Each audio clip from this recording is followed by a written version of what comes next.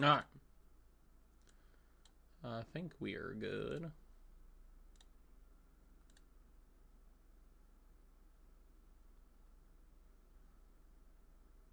Should be good at least.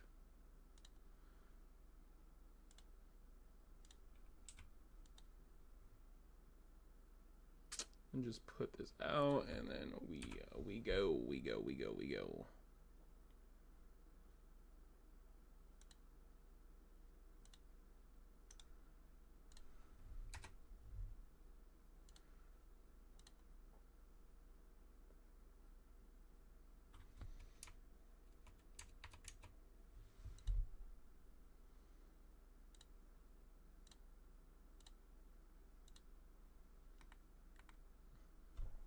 All right. My allergies are kicking my ass.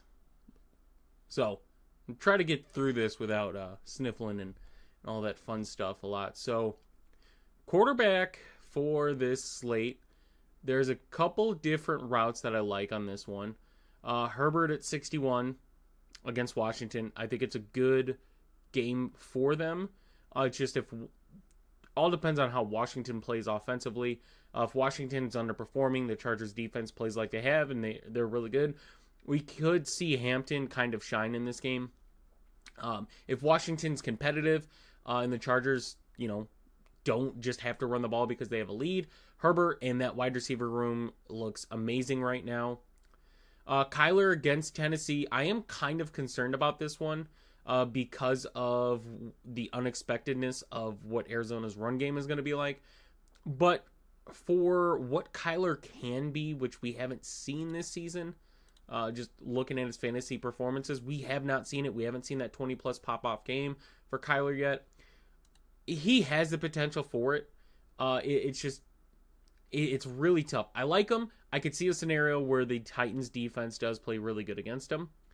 Daniel Jones seems like a solid play as well. It's just, yet again, what does Vegas do? What does Vegas' offense do against Indy? Indy's defense has had some games where they definitely underperform. Vegas' offense, to me, they've really been a hot and cold offense. If we see another scenario where Vegas is doing scrap time points, it could pay off. But Daniel Jones, and if you want to stack him with Pittman, you want to stack him with Warren, you want to go and throw a dart and go someone like a Josh Downs in this one, I'm okay with. So I like him. Fields, obviously, it seems like the top quarterback on this slate. There's not much more to say about it. Dallas's offensive line is extremely banged up. Could be an advantage for the Jets defense. But the huge concern with this one, right? Fields is going to be a good fantasy quarterback. He's put up some really good fantasy showings. Maybe we see the success of what they did last week, where they just ran the ball. That we don't see Fields pass as much, but I believe that Fields Garrett Wilson connection is really good. Continue to go down. CJ Stroud is an interesting GPP play for me at 5,200 on the road against Baltimore. The amount of injuries Baltimore's defense has, no Lamar. Stroud's one of the lower owned, surprisingly, quarterbacks on this slate. And we've started to see them throw the ball a little more. Obviously they get a tough matchup against the Rams, close matchup against Tampa Bay. Jacksonville's defense has played good, but that's a division game there. And then you see him play a bad defense in Tennessee. Now we get a bad defense in Baltimore. I like CJ Stroud in this passing offense, right? Nico Collins isn't crazy expensive. Christian Kirk's cheap. If you want to go a Dalton Schultz route, you want to go with Higgins. Sure, they're cheap. So I like Stroud. I think this is a game where we could see CJ Stroud get 21, 22 points, and at 5,200, he's definitely paying off. And then Bryce Young at 4,700. He is just Bryce Young. I get it. He's had an 11, an 11, and a 10. He's had a 26. This is a game where he could get a 20-plus point performance in this one. No Chuba Hubbard. Rico Dowdle did what he needed to do in Dallas last season. But I think people are going to overreact on how good Miami's defense played against the Jets last week. and put it into this. And it's the same thing. Carolina played a New England defense to where, like, New England's defense hasn't been great or anything like that, but they got one of the best cornerbacks back healthy last week, and it definitely played an impact on how that game turned out. So against a Miami defense where you don't have a lockdown corner on that defense, like, yeah, I like Bryce Young at 4,700. For a guy that needs to get 15, 16 points to pay off on a slate like this, to where you could go to the running backs and you could pay up for Jonathan Taylor, Devon Achane. You could pay up for two of these guys because we do have some value at the running back position as well. It's just I'm not playing Rico Dowdle and Bryce Young, right? I'm going to play one or the other. If I'm playing Bryce Young, I'm playing Tet McMillan. If I'm going Rico Dowdle, I'm probably just soloing Rico Dowdle. It's really hard because I like Tet in this slate. I think Tet's a really good play. It's really hard to play Dowdle and Tet and not want to go Bryce Young as well. So I'm going that route, one or the other. Tommy Tremble against Miami, we just saw Mason Taylor go off against him, but there were some different circumstances. Tommy Tremble at his price point at 2,900, for it to be crazy, he gets you 6 or 7 points in this matchup is not crazy, right? I don't. Did Xavier Legette get ruled out, or is he in? Right, he's out. Where's Carolina? It's on the first page. So Xavier Legette's in. I don't know. I could see some stupid stuff to look at in this game. I like Hunter Renfrow. If I'm punting for a Carolina player, I'm punting for Hunter Renfrow. I like the matchup a little more. But I think if your expectations out of Tommy Tremble is like 6 or 7 points, that's fair. I'm not looking for kind of a upside type game out of Tommy Tremble in this one. But going back to the running back, Hampton, yeah, like I said, that game, Jane Daniels obviously coming back from a knee injury. We'll kind of see what that looks like. If Washington's offense does not look good, Hampton's going to see a lot of volume. Probably a better matchup. I think the Chargers are going to have success in the pass game, but we'll probably see Hampton get a decent amount of volume, especially in the red zone. So there's always that. Javonte, man, I love Javonte. I love the receiving upside that he can have in some of these games. But Dallas's offensive line is just way too banged up for me to really like it. I'd rather pay down for Scadaboo, who I think's in a really good spot. Kamara, who's in a really good spot. I'd pay for one of those two guys. They definitely seem like a play. Breece Hall, obviously in a really good spot as well against Dallas.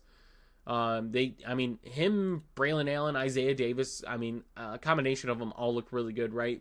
Average 5.8 yards per carry, facing another, bad defense. So it's really hard to not like Breece Hall in this one. I will say, we get some interesting tournament prices here. We get Woody Marks at 5,400, Nick Chubb at 5,200, where we've seen Baltimore be really bad against the run. And if you don't believe in CJ Stroud, right, he's very low owned. If you don't believe in CJ Stroud, you should probably believe in Woody Marks or Nick Chubb, right? I can't see a scenario where either CJ Stroud or one of these running backs is not like a great play today, where this offense just sucks completely against a bottom defense with a lot of injuries. So I'm taking that risk, and I'm playing CJ, a CJ Stroud stack, or I'm getting ownership in Woody Marks or Nick Chubb. Like, somebody's going to have a really good game at their price point, right? 5,200 for Stroud, 54 for Woody Marks, 52 for Nick Chubb. There's definitely a lot of value there.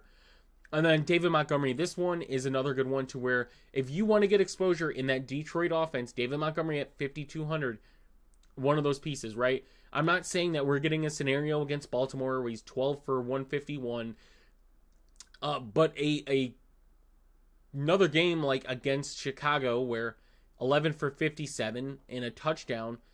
I could see a 2-touchdown game coming out of David Montgomery in this one. So you add another, 6 points, and he's at 19 points. And at 5,200, he definitely pays off.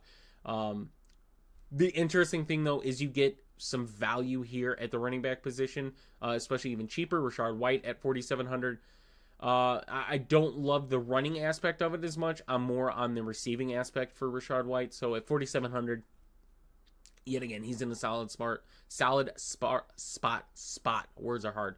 I was trying to get Diamancardo ready to pronounce. But yeah, Demon Carter at 4,700. I have exposure to both him and Michael Carter in my 150s. There's a scenario where one of these guys has a really good game as well. So at their price points, they're really good tournament plays. On DraftKings, I'm not looking at either one in cash.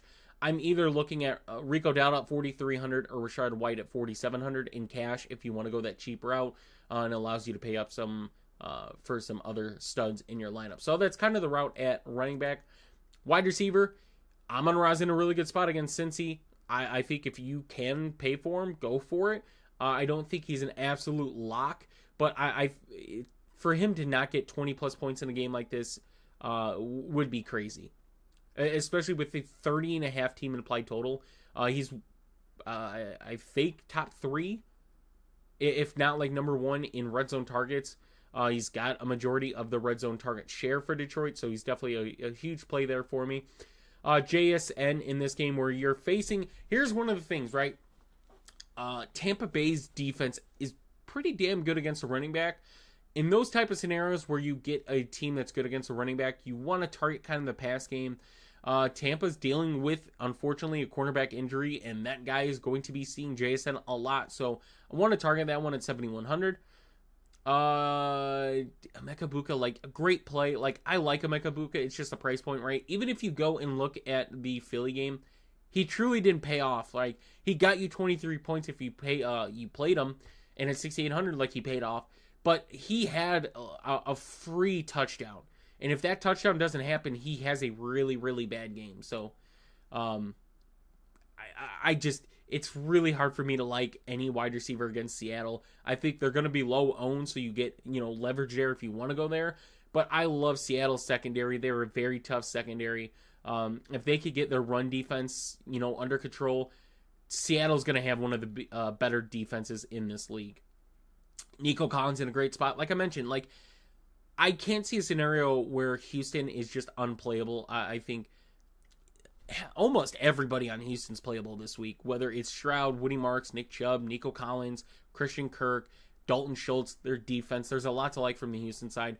And for the ceiling that we could see someone like Nico Collins get, 6,800 is a discount for Nico Collins in this matchup. George Pickens is interesting. Yet again, the thing with George Pickens, he's going to see sauce.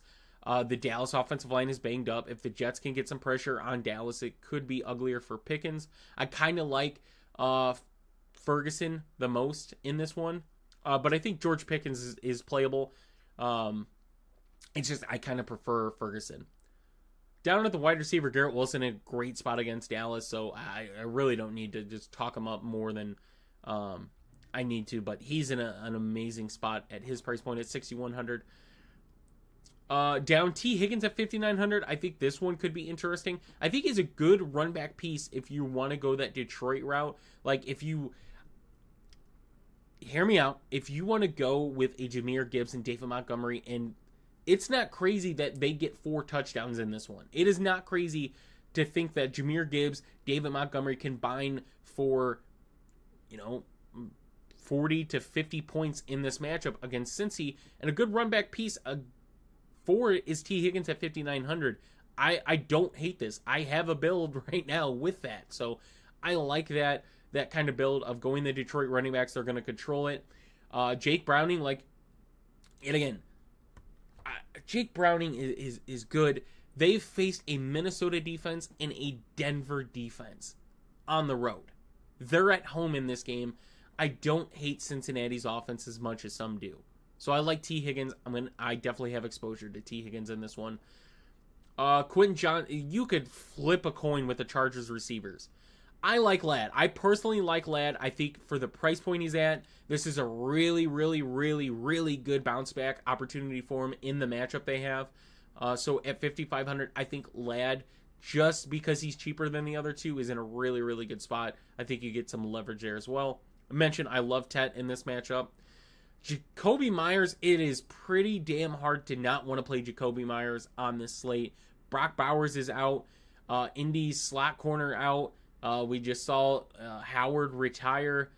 So Indy secondary, he is going to see Mike Hilton, who Mike Hilton was solid in Cincinnati, but Obviously, the NFL didn't see him good enough to where he was a starting corner. So, but Jacoby Myers, I think if you see the last 2 weeks, you're probably going to be turned off of Jacoby Myers. But I don't see Vegas having success in the run game this week. So I like Jacoby Myers in a really good bounce back spot here at 5,600. Jalen Waddle, a lot of people like Jalen Waddle for his price point. I'm okay with. I am just concerned he's going to see J.C. Horn quite a bit. So that is my concern there. I love Devon Achane in this one. I'd probably prefer a Darren Waller if you want to go that route. But, Waddle's in a good spot. No Tyreek Hill. Should see some targets. It's just concerning with the J.C. Horn stuff. And then you get like Marvin Harrison at 5,400. I think he's in a really good spot. I love the New York Giants, Saints for their price point. I love their matchups, kind of the potential of what that game could be. Obviously, the run game could be really good in this one, but I think Wandale, Olave, Darius Slayton, Shaheed, all those are really, really good tournament plays. If I'm looking at somebody, Olave kind of seems like the better cash play. Michael Pittman in a really good spot as well. You go and look at what the Vegas secondary has allowed, and Pittman's in a really good spot. So the concern, obviously, is if Indy has success running the ball, which that is what they want to do. If they are going to win games, they have to have success running the ball. And it's not saying that Daniel Jones can't pass, because he is having a lot of success on this offense, and Michael Pittman has been one of the best beneficiaries, sorry, words are hard today, of that. It seemed Josh Downs was the guy last season, and it's seeming this season Michael Pittman's getting included a lot more. You're seeing the success of having a good tight end in that offense as well, but I think all of Indy is in play on this slate as well. Going for some cheaper plays, Trey Tucker, definitely going to get some exposure to Trey Tucker in this one at 4,700. I think this is a good tournament type game where we see Trey Tucker get a touchdown, get you 16 points in a slate like this, and his price point's good. I mentioned Shaheed at 4,500. I think he's good. Darius Slayton at 4,300. Christian Kirk at 4,300. We get some plays. Josh Downs is still cheap.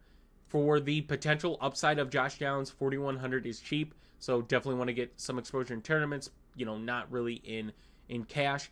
Hunter Renfrow at 3,700. If I'm playing Bryce Young, I want a Tet and Hunter Renfrow stack, so I like that one as well.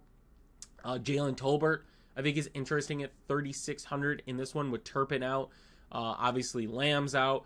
Tolbert is now kind of the number 3 unanimous target in that offense, so definitely like that one as well. And then there's not much down here as far as value. Tight end, simple for me in cash. It's either McBride, it's either Ferguson, or it's either Warren. That's it. I'm deciding between the three. If I have the $1,000, I'll go to McBride. If not, I'll kind of look at what my lineup is going to be, and I'm either going to pick Ferguson or Warren. So both those guys are in really, really good spots. Juwan Johnson would be in a good spot, but he's back. Taysom Hill is back. This is a Taysom Hill type of, I'll say it, this is a Taysom Hill type of scenario. I just don't like the price point as much though for Taysom Hill. I think Darren Waller is a good tournament play. Dalton Schultz is a good tournament play. For cash though, it's those top 3. I will say that you get Tommy Tremble at 2,900. I asked about it earlier. Mason Taylor's interesting at 28. I'm not going to overreact to that game against Miami, but he's definitely interesting in that one as well. So defenses, couple routes you go Arizona, you go Detroit. Like I said, I like Cincy's offense, so I don't know how much of Detroit's offense I'm going to like. And then cheaper, you can go Texans. A lot of people like the Saints. They're going to have ownership. They're 2,200. Kind of look at some of the games they've had this season. It's hard not to like them. So I'm cool with either one. I'm probably leaning Texans defense, though. I think their defense as a whole is better. Obviously, you still have pieces there on Baltimore's offense. If Cooper Rush can be productive, it's just, we've seen the Texans defense against, Matt Stafford 6 points, Baker Mayfield 7 points, Trevor Lawrence 5 points, and then a bad offense in Tennessee where they truly shine. We're just getting the Texans defense, right? Like a top defense. They would be even better if Houston's offense would be productive and efficient. But I think we're getting the Texans defense way too cheap against a Baltimore team. So that's kind of it for the defenses. So just because I was later to the stream, I'll end it there. I'll let you guys get into your lineups and stuff. I just wanted to go over the GPPs and kind of just last second cash, just where we're at. So hopefully everyone has a good DFS. I'm really interested to see where the cash ends up. I could see this being a lower cash score just because of the ownership and stuff like that. Some of the cheaper plays, like people are going to pay up, they're going to get, kind of different. So interested to see where cash is at and ends at. So hope you guys enjoyed this one. Hope everyone has a good DFS, and we'll see you in the next one.